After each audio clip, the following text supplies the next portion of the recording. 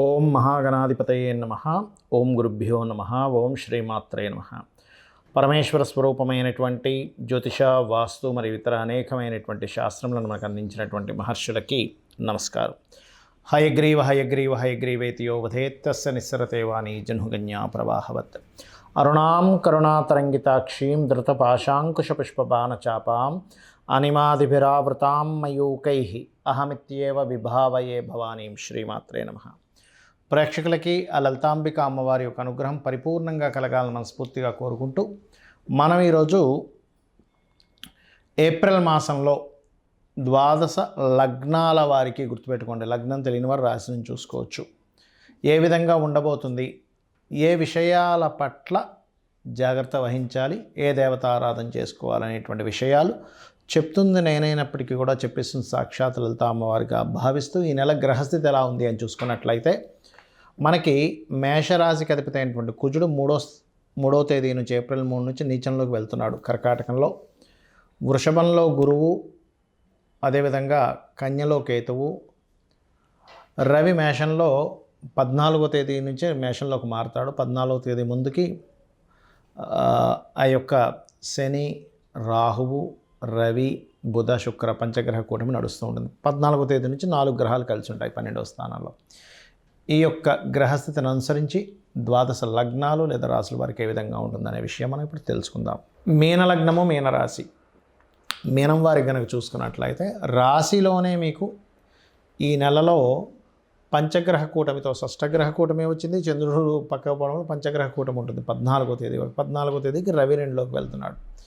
So దీనివల్ల ఏంటంటే ఓవర్లోడు, ఎక్కువ ఆలోచనలు, ఎక్కువగా పనులు పెట్టేసుకోవడం, ఆ బిజీ అయిపోవడం ఇట్లాంటివన్నీ ఉంటూ ఉంటాయి. కాకపోతే ఎల్నాడు శని రాశిలో సంచరిస్తున్నందుకు కొంత బద్ధకము, పోస్ట్పోన్ చేయడం చేస్తూ ఉంటారు. ఈ విషయాల్లో కాస్త జాగ్రత్తగా ఉండండి. ధనాధిపతి నీచ పొందుతున్నాడు కాబట్టి ముఖ్యంగా ఫ్రెండ్స్కి షేర్ మార్కెట్లో ఇన్వెస్ట్మెంట్ చేసే విషయాల్లో చాలా జాగ్రత్తగా ఉండండి. అయితే ఈ పంచమంలో కుజుడు నీచంలో ఉన్నప్పుడు నీచభంగ రాజయోగ సమయాలు కొన్ని ఉంటాయి. కొన్ని రోజులు కొన్ని నక్షత్రాల్లో అశ్విని 1-2, అశ్విని, భరణి, కృత్తిక 1వ పాదంలో చంద్రుడు ఉన్నప్పుడు, అంటే మేషరాశిలో చంద్రుడు సంచరించేటప్పుడు, ఇది మీకు పంచాంగంలో కానీ మీ క్యాలెండర్లో చూసి తెలుస్తుంది ఈ రోజు ఏ నక్షత్రమో అని. ఆ రోజు నక్షత్రం ఇస్తాడు. ఆ రోజుల్లో మరలా మీకు ఫైనాన్స్, కొన్ని ఆలోచన చేసే కొన్ని నిర్ణయాల విషయాల్లో బాగుంటుంది. అదేవిధంగా ఇంకా కొన్ని నక్షత్రాలు ఉన్నాయి. పునర్వసు 4వ పాదము, పుష్యమి, ఆశ్లేష నక్షత్రాల రోజు కూడా మీరు తీసుకునే నిర్ణయాలు మంచివవుతాయి. అదేవిధంగా ఈ యొక్క చిత్తా 3-4, స్వాతి, విశాఖ నక్షత్రాలు జరిగినప్పుడు కొంత యాన్సిస్టర్స్ ప్రాపర్టీస్ సంబంధించిన విషయంలో బాగా కలిసి రావడం జరుగుతుంది. మకర రాశిలో చంద్రుడు సంచరించినప్పుడు కొంత మీరు తీసుకునే నిర్ణయాల వల్ల లాభాలు వస్తాయి. కుంభరాశిలో చంద్రుడు సంచరించేటప్పుడు మీరు చేసే ఇన్వెస్ట్మెంట్స్ వల్ల కలిసి వస్తుంది.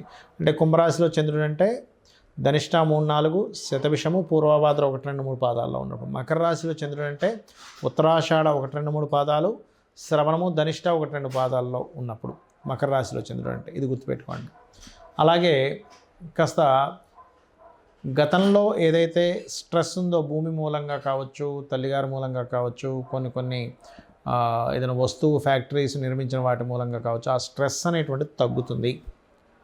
అలాగే మరొక విషయం ఏంటంటే ఇక్కడ దీంతోపాటు ఈ సప్తమాధిపతి ఎవరైతే బుధుడు ఉన్నాడో లగ్నంలోకి వచ్చి నీచంలో ఉన్నందుకు గుర్తుపెట్టుకోండి, నీచస్థానంలో ఉన్నందుకు, అది నీచభంగా రాజయోగం జరిగినందుకు ఇంక ఈ సంబంధాలు కుదరవేమో అనుకునేవి కూడా కాస్త కుదరడం, జాబ్లో సడన్గా మార్పులు, ఆ మార్పులు ఒక రకంగా తర్వాత ఇది మంచిగా జరిగింది అనుకునేటువంటి స్థితికి మీరు వెళ్ళడం. ఎందుకంటే ఈ జాబు కారకుడైనటువంటి గురువు కూడా 3లో ఉన్నాడు. జాబ్ రీత్యా వేరే ప్రాంతాలకు వెళ్ళాల్సిన పరిస్థితి కూడా ఏర్పడుతూ ఉంటుంది. ఇక మీరు చేయవలసిన దేవతారాధన ఎక్కువగా గౌరీదేవి యొక్క అష్టోత్తరాలు చదువుకోండి.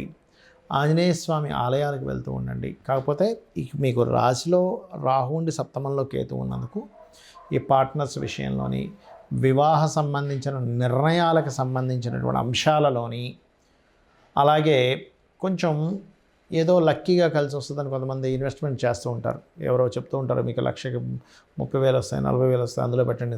ఇట్లాంటివి చేయకండి దయచేసి. ఏలినాడు శని జరిగేటప్పుడు ఇట్లా ఈజీ మనీ జోలికి వెళ్ళారంటే ఇబ్బంది పడతారు. ఇవి చేస్తూ మీరు ఎక్కువగా గౌరీదేవి అష్టోత్తరాలు చదువుకోండి నిత్యము. ఈ 2 నెలల పాటు ఎలాగో మీ కుజుడు పంచమ స్థానంలో ఉంటాడు కాబట్టి ఒక్క 10 నిమిషాలు సుబ్రహ్మణ్యేశ్వర స్వామిని కానీ ఆంజనేయ స్వామిని కానీ ధ్యానం చేయండి. అన్ని విధాలా మీకు బాగుంటుంది. చాలామందికి ఈ కొత్త సంవత్సరం రాబోతుంది కదా, శ్రీ విశ్వవసు నామ సంవత్సరము. ఈ సంవత్సరంలో మేము ఏం చేస్తే ఇబ్బంది పడకుండా ఉంటాము. అయితే ఒక్కటి గుర్తుపెట్టుకోండి, చాలామంది ఏమంటున్నారంటే ఈ విశ్వవసునామ సంవత్సరం ప్రారంభంతోనే షష్టగ్రహ కూటమి, దానివల్ల మొత్తం ఏదో రోగాలు వచ్చేస్తాయి, కరోనా కంటే భయంకరమైన రోగం వస్తుంది అంటున్నారు. కానీ అంత ఏమీ ఉండదు. ఏదైనా చిన్నవి ఏమైనా వచ్చిపోతాయి, కానీ కరోనా కంటే భయంకరమైన రోగం అస్సలు రాదు. మీరు రాసి పెట్టుకోవచ్చు. ఒకటి. రెండవది ఏంటంటే ఇక్కడ గుర్తుపెట్టుకోవాల్సిన అంశం, కొత్త సంవత్సరంలో అసలు మీరు ఏమి చేస్తే ఇబ్బంది పడకుండా ఉంటారు. ఎందుకంటే ఒకవైపు మనం చూస్తున్నట్లయితే జాబ్స్ తగ్గుతూ వస్తున్నాయి. మనం ఆల్రెడీ 2.5-3 సంవత్సరాల క్రితమే అమ్మవారి అనుగ్రహంతో ప్రిడిక్ట్ చేయడం జరిగింది. జాబ్స్ సంబంధించినవి తగ్గుతూ వస్తుంటాయి. ఓన్గా చేసుకుంటుండాలి. ఏదైనా ఓన్గా మీకు మీరుగా ఏం చేసుకోగలరు పార్ట్ టైంలో, అప్పుడే మీకు ఫైనాన్షియల్ గ్రోత్ ఉంటుందని చెప్పుకున్నాం. అయితే ఇక్కడ నేను చెప్పేది ఒకటే, ఈ కొత్త సంవత్సరం మొదలుతో శని మార్పు వల్ల కొంతమందికి అర్ధాష్టమ శనులు, అష్టమ శనులు, ఏలినాటి శనులు వస్తూ ఉంటాయి.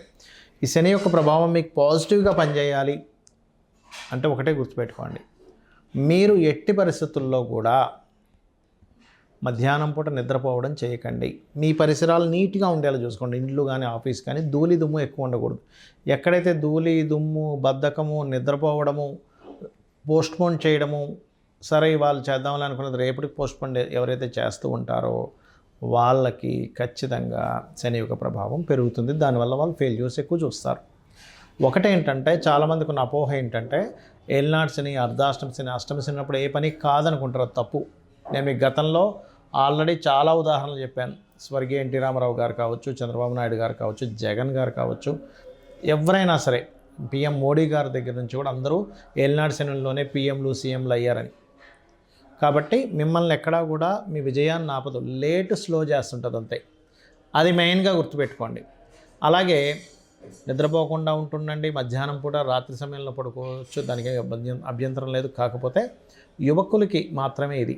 చిన్నపిల్లలకి, ముసలి వాళ్ళకి, రోగిస్తులకి, స్త్రీలకి ఇది సంబంధం లేదు. ఎందుకంటే వాళ్ళు పొద్దున్నే నిద్ర లేచి కొన్ని పనులు ఉంటాయి, కొంతమంది అనారోగ్య సమస్యలు ఉంటాయి. అలాంటి వాళ్ళకి ఏలినాటి శని, అర్ధాష్టమ శని, అష్టమ శని నడుస్తున్నా వాడికి ఏమి ఇబ్బంది ఉండదు.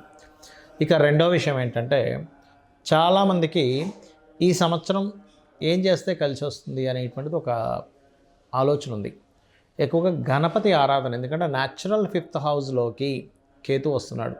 గణపతిని ఎంత ఆరాధిస్తే అంత బాగుంటుంది. నిత్యము ఇంట్లో దీపారాధన, పంచోపచార పూజతో పాటు ఒక ఆలయానికి, ఏదైనా మీకు ఇంటికి దగ్గరలో ఉండే ఆలయానికి రోజు వెళ్ళిరండి. 100% క్లియర్ అవుతుంది. దీంతోపాటు శనివారము లేదా మంగళవారము కొబ్బరికాయ కొట్టండి ఆలయానికి వెళ్ళి, ఖచ్చితంగా మార్పు వస్తుంది.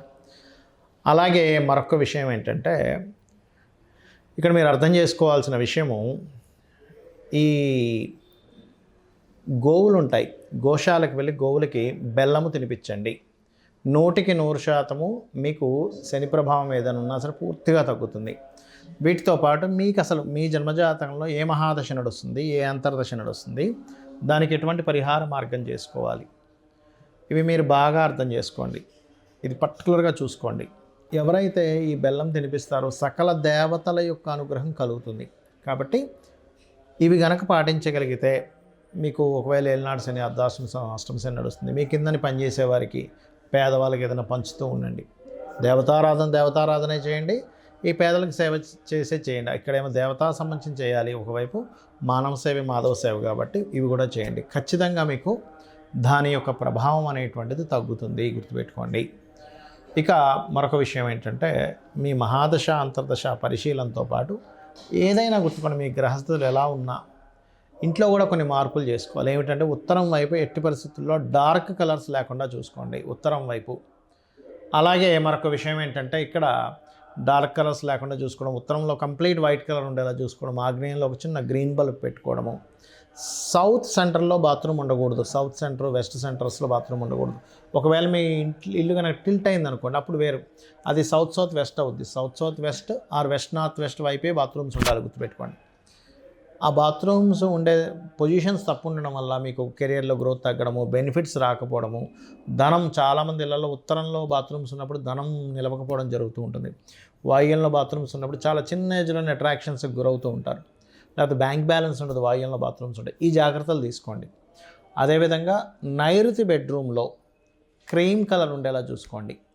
ఇవేంటంటే పర్టికులర్గా బేసిక్గా మీకు వాస్తుపరంగా కొన్ని విషయాలు మిమ్మల్ని బాగా సపోర్ట్ చేస్తాయి. తూర్పు ఉత్తరం వైపు బాగా వెలుతురు ఉండాలి, నైరుతి వైపు వెలుతురు ఉండకూడదు. ఎందుకంటే అది పితృదేవతా స్థానం. అక్కడ పితృదేవతలకి వెలుతురు ఎక్కువ ఉంటే రారు, ఇంట్లో ఉండరు. ఎందుకంటే వాళ్ళు ఎప్పుడూ మన ఇంట్లో మన చుట్టూ ఎదురుతూ మనల్ని బ్లెస్ చేస్తూ ఉంటారు. ఆ బ్లెస్సింగ్స్ రాకుండా ఉంటాయి. కాబట్టి ఈ యొక్క విషయాల్లో జాగ్రత్తలు తీసుకోండి. మీరు ఈ విశ్వవసునామ సంవత్సరంలో అద్భుతమైనటువంటి ఫలితాలు చూస్తారు. అమ్మవారి అనుగ్రహం పరిపూర్ణంగా మీరు పొందాలని మనస్ఫూర్తిగా మరోసారి కోరుకుంటూ శ్రీమాత్రే నమః.